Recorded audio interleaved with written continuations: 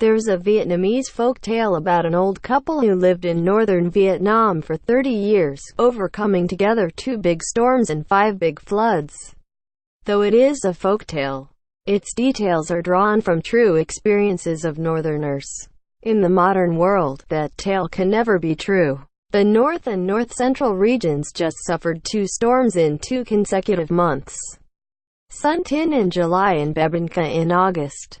The 2 entered Vietnam almost on the same route, triggering heavy rains in the entire northern and central northern regions, leading to flash floods and landslides in the northern uplands and then serious flooding in the capital city of Hanoi.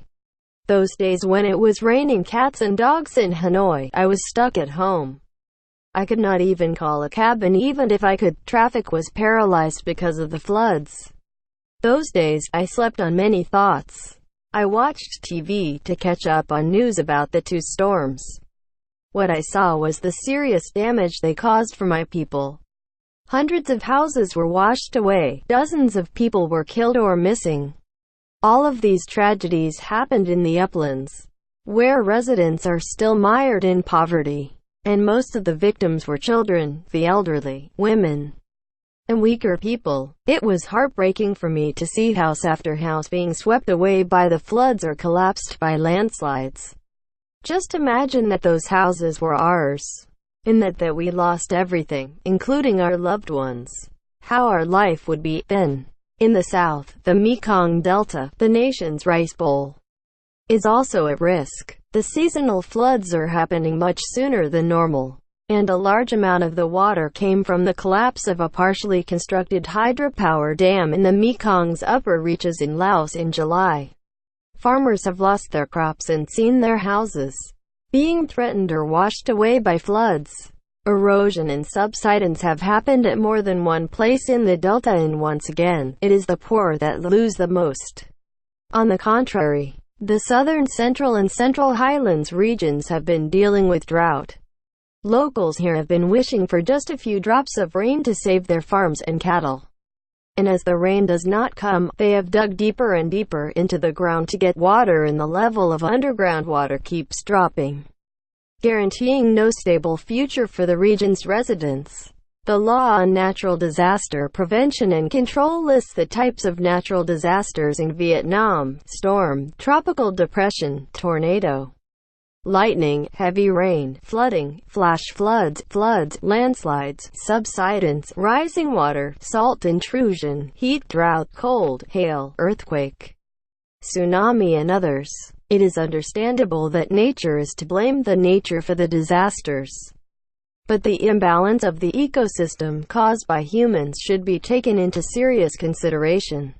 The world has been warned of climate change and global warming due to greenhouse effects for a long time, and in 1992, the United Nations Conference on Environment and Development (UNCED) in Rio de Janeiro highlighted the dangers. In fact, the effects of climate change caused by human activities have arrived sooner than predicted. Storms, tropical depressions, heavy rains, and tornadoes are happening with greater frequency and intensity. Heavy rains usually cause flash floods, flooding and landslides, especially because the watershed forests are now completely destroyed. Who profits? Who pays? Greenhouse gas emissions are a product of industrial development, and it is the investors that have earned the profits from this. It is this pursuit of profit that has emitted greenhouse gases, which, in turn, lead to storms, flash floods and flooding that take away everything from the poor and the vulnerable. And then there's the overexploitation of natural resources. Even if the ecosystem is left alone, it takes a lot of time and effort for Mother Nature to keep things in balance. But now, so many people are getting rich by taking sand from the riverbed, draining underground water, excavating the earth for mining, and cutting down forests for timber, just taking as much as they can. Thanks to them, the natural balance that is so hard to maintain has been broken.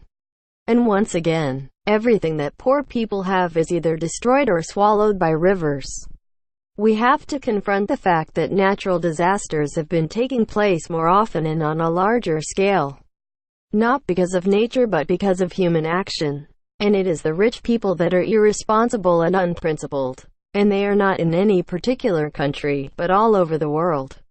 And the poor worldwide suffer because of the actions of the rich. The profits that the rich make have caused greenhouse gas emissions and ecological imbalances. The money that the rich earn is tainted by lives that natural calamities take and the suffering that they inflict. Countries need people who know how to get rich. But they should do it in a responsible way that does not take away the properties and lives of others. As for the authorities, they should realize that their direct facilitation of the rich has direct impacts on the poor.